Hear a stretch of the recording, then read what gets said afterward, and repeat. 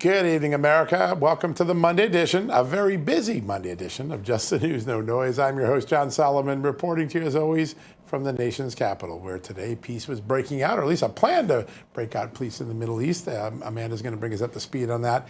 In addition, we got word today that the meeting between congressional leaders and President Trump went badly, which means tomorrow night the government will begin shutting down. Vice President J.D. Vance confirming that.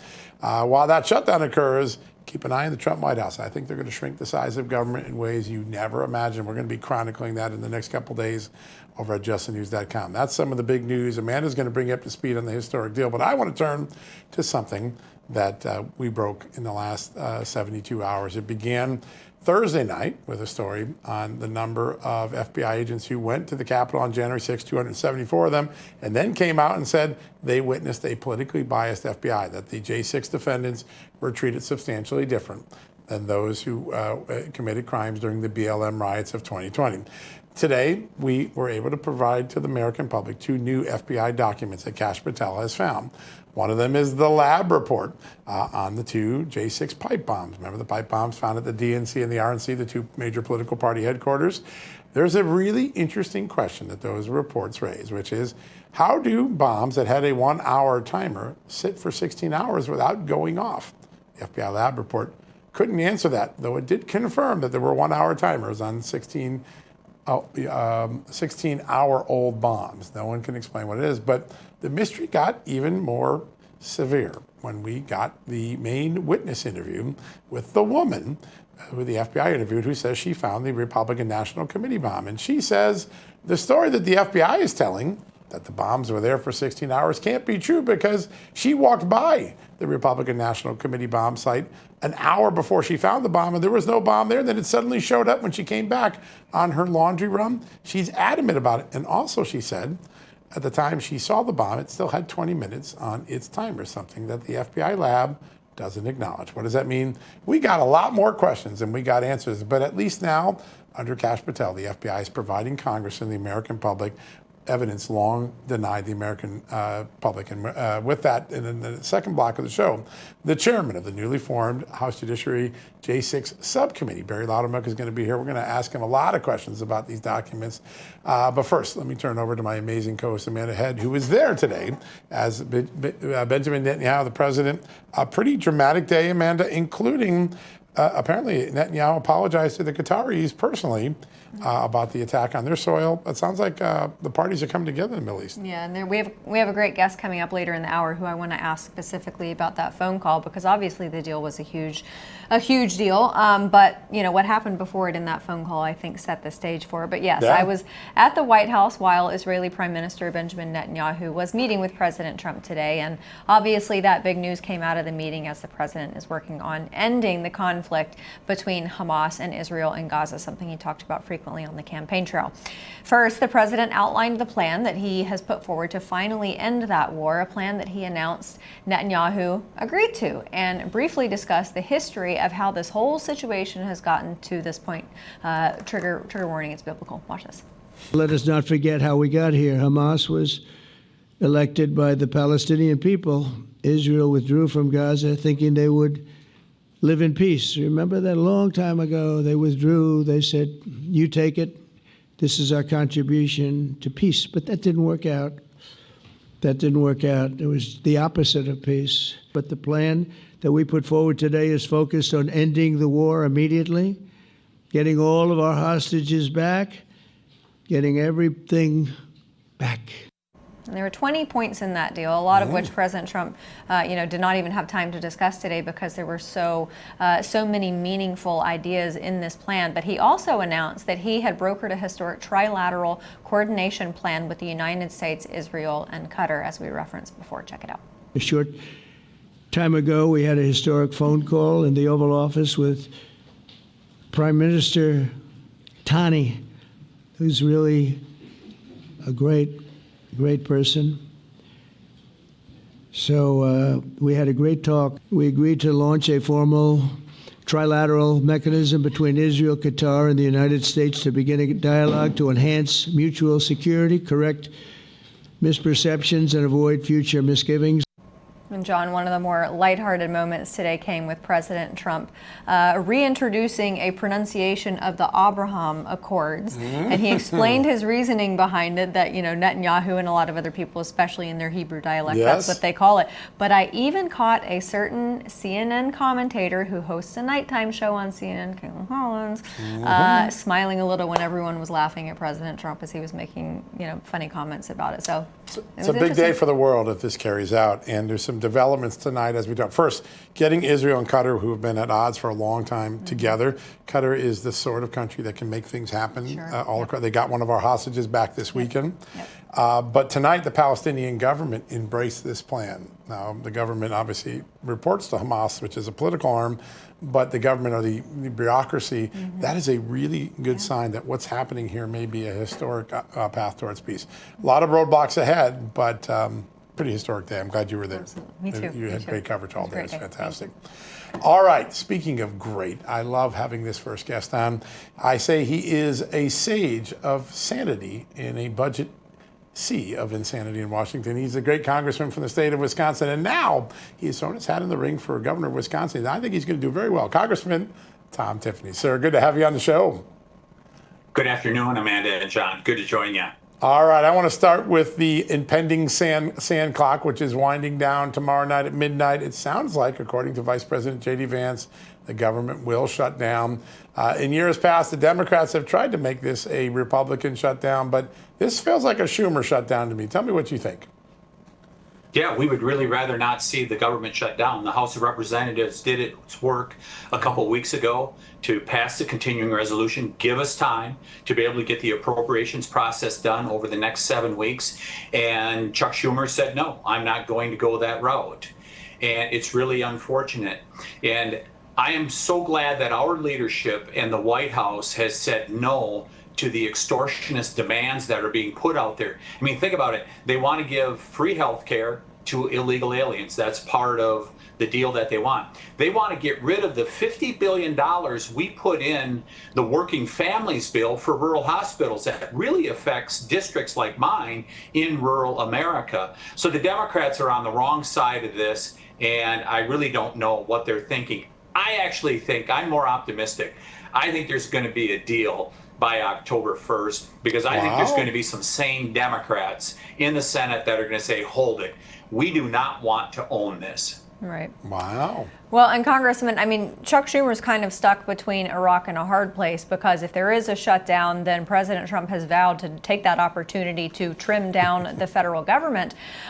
So do you think that that is a good enough reason for him to accept this deal? And also, shutting down the government, look, we've all got a little bit of Dennis the Menace anarchy in us, and we want to see what would happen if we shut down the government. But it costs the American people when it shuts down, doesn't it? Yeah, there's no doubt about it. It does. And, the back pay gets done and all the rest. And it just is expensive doing that. The thing that I'm heartened by is that what I'm hearing from the White House, and I don't know if you're hearing this, but for example, people's Social Security and Medicare checks, that is a priority. The White House and President Trump will make sure people get those. Our military, our troops, they're going to get paid because they can prioritize those things that are essential. This White House knows what is essential. And this brinksmanship by Senator Schumer, I just don't, regardless of what he does, he is in a real box. Yeah, there's no doubt. And this is not one the Democrats are going to be able to call a Republican shutdown, not what after all the work that the House, the White House, and the Senate have done. So I want to turn to what also happened today. President Trump putting out a 20-point plan to achieve peace in the long war-torn area of Gaza. It's been under war since Hamas's horrific atrocities on October 7th. It seems like we may be on the cusp of a deal, and getting Qatar involved, getting large numbers of other Arab neighbors involved. Seems like we're getting a whole regional investment in it. Tell us what you think about it. So you guys go back a few administrations. Have we ever seen a president that has the respect of both the Arab people and the Jewish people like President Trump? Think about when President Trump went to the Arabic countries very early on in his second term here, it was, 6, 7 months ago, something like that. He was treated with great respect, and he treated them with great respect. It's the same with Israel and the Jewish people. it is just amazing that this man, President Trump, has the respect of both parties, but that's why it's getting done. And I think the big question now, if they're able to complete this, is will Iran be a good actor? Yep. You know, it's they don't have a good history of being a good actor. They've been the chief destabilizing force in the Middle East over the last decade or so.